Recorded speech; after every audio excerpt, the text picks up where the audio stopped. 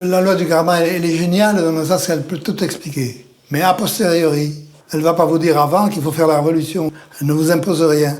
Mais elle simplement elle dira, si vous faites la révolution et que vous arriviez à améliorer les choses, vous avez bien fait. Mais elle ne peut pas vous le dire avant.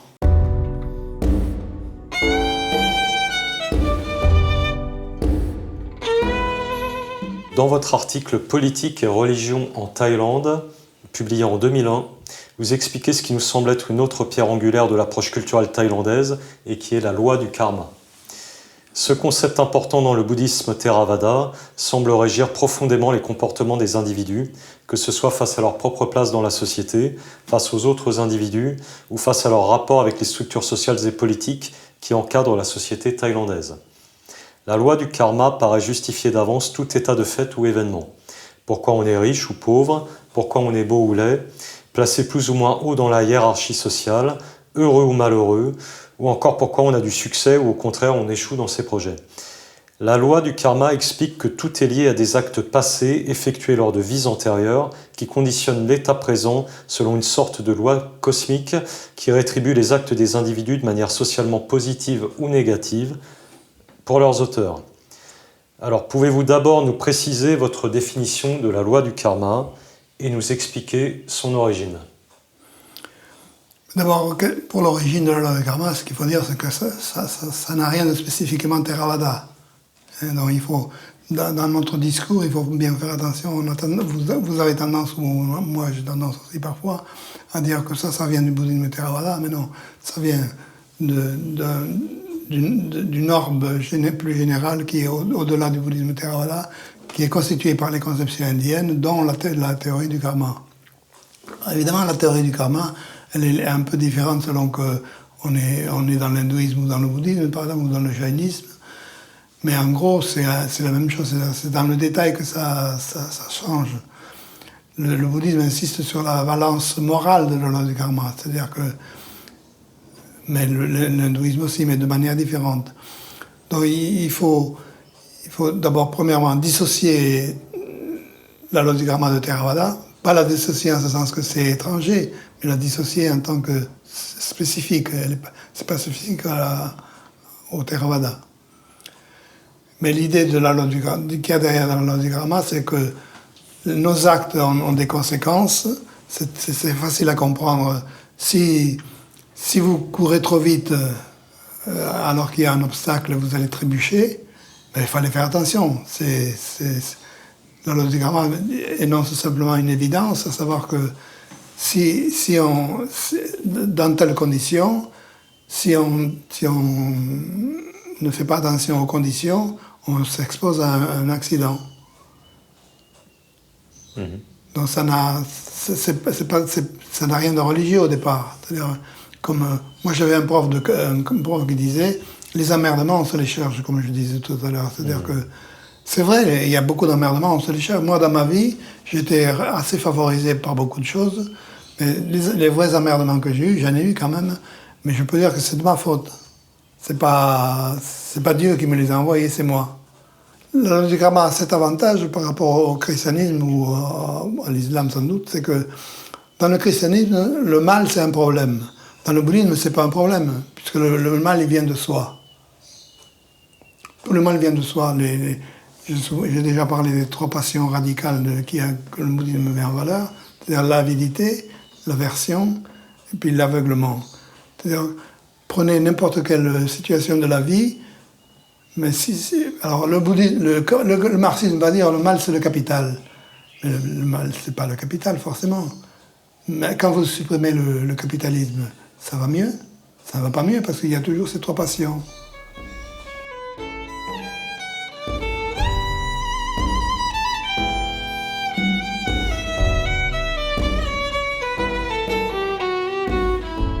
Pouvez-vous nous aider à mesurer le poids de l'influence de ce concept dans la société thaïlandaise? Est-ce qu'il est déterminant? Mais l'impact dans la société, ça dépend si on parle du roi ou si on parle de Monsieur X. C'est pas tout à fait pareil. C'est-à-dire si on parle du karma au niveau du roi, ça va avoir des conséquences pour tout le pays. Si on parle du niveau de la loi du karma au niveau d'un individu X qui n'a pas forcément d'importance dans la société, c'est différent. Au niveau du commun des mortels, si on peut dire, il faut voir comment la loi du karma est vécue par la société. La loi du karma tend à mettre les réactions humaines que nous avons par rapport à autrui, elle les met dans un cadre. Il y a quelque chose qui se passe, on l'explique par la loi du karma. Et en fait, on l'explique parce qu'on porte un jugement sur le voisin ou la voisine, et on dit c'est bien fait pour sa gueule. C'est la loi du karma. Alors, par contre, si vous le prenez au niveau du roi, ça a été systématisé par le bouddhisme et par la société thaï, en ce sens que s'il y a un roi vertueux, donc qui commet de bons actes, etc., la société va bien marcher. Si on a un roi qui n'est pas vertueux, la société va mal marcher. Donc, il y a beaucoup de choses, d'éléments du monde bouddhiste qui sont construits autour de ça, qui contribuent à déterminer la façon dont les gens voient la société et voient le roi.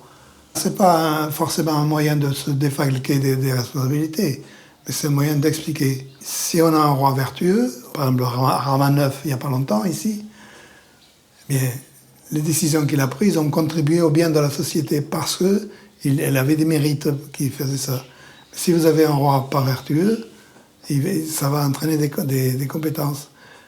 Est-ce que ça correspond à la réalité? C'est vrai que si vous avez, en Occident, si vous avez un chef d'État qui prend de mauvaises décisions, ça risque d'avoir de mauvaises décisions pour la société qui dirige. C'est pas finalement si différent. Donc c'est une règle qui met chaque individu face à ses responsabilités, voilà. Mais au plus haut niveau. Plus haut niveau. Plus haut niveau, d'accord. Y compris spirituel. Donc on est chacun en charge de son propre salut, strictement. Et en même temps, quand on est roi, c'est le salut des autres aussi. Oui, d'accord. Il y a la responsabilité sociale aussi, du karma. Qui augmente au fur et à mesure de ses responsabilités. D'accord. Donc d'où l'importance hiérarchique aussi. On peut voir quand même qu'elle est nourrie par cette idée spirituelle de loi du karma. Donc plus vous êtes haut dans la hiérarchie, plus vos actes ont des conséquences, bien sûr, des répercussions à la fois sociales, spirituelles, importantes, pour vous et pour les autres.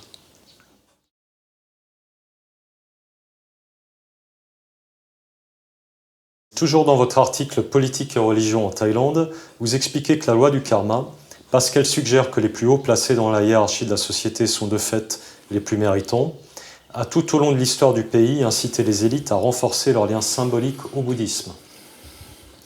Vous expliquez également que cela peut jouer dans les deux sens, la loi du karma pouvant justifier aussi bien le plein usage de leur autorité par les élites que leur chute éventuelle ou l'ascension de leurs successeurs.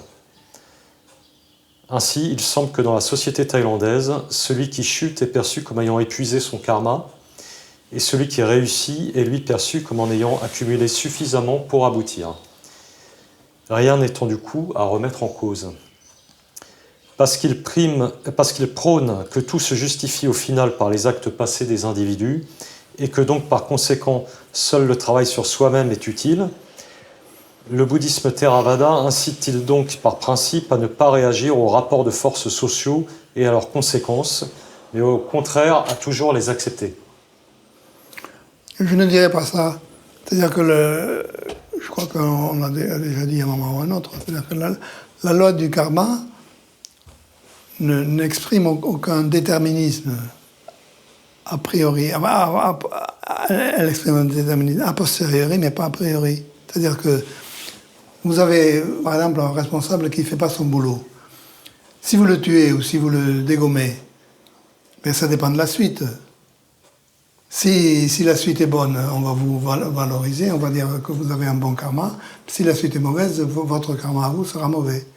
Donc, la loi du karma, elle est géniale dans le sens qu'elle peut tout expliquer. Mais a posteriori, avant, elle ne va pas vous dire avant qu'il faut faire la révolution, elle ne va pas vous dire, non, elle ne vous impose rien.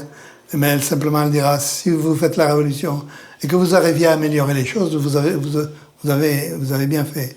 Elle ne peut pas vous le dire avant. Donc là, on rejoint un peu l'esprit de pragmatisme. C'est que les gens constatent les faits plutôt que de prôner telle ou telle chose. Ils laissent les choses se faire et vont plutôt juger à l'aune de leurs conséquences. Est-ce qu'on peut dire ça? On peut dire ça, oui. Mais c'est pas forcément négatif toujours.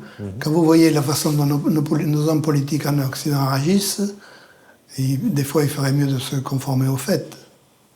Tout à fait, oui. C'est pas forcément négatif, au contraire. Oui. Le pragmatisme n'est pas négatif. Et puis donner sa chance aux choses, et puis on verra, l'histoire dira si c'est bien ou pas, on jugera sur les faits. C'est un peu l'état d'esprit. Parce que le problème dans ce domaine-là, c'est que moi j'ai beaucoup de compréhension pour les hommes politiques, parce qu'ils ne savent pas les conséquences de ce qu'ils vont faire. On ne le sait pas forcément. On pense faire le bien, mais enfin, c'est valable pour nous aussi dans notre vie quotidienne. Vous avez un enfant, vous pensez que c'est bien de lui dire de faire ceci ou de se comporter comme cela, et puis il va comprendre tout à l'envers, et ça va se révéler être un mauvais choix. Mais vous ne l'avez pas voulu, et vous ne le savez pas à l'avance.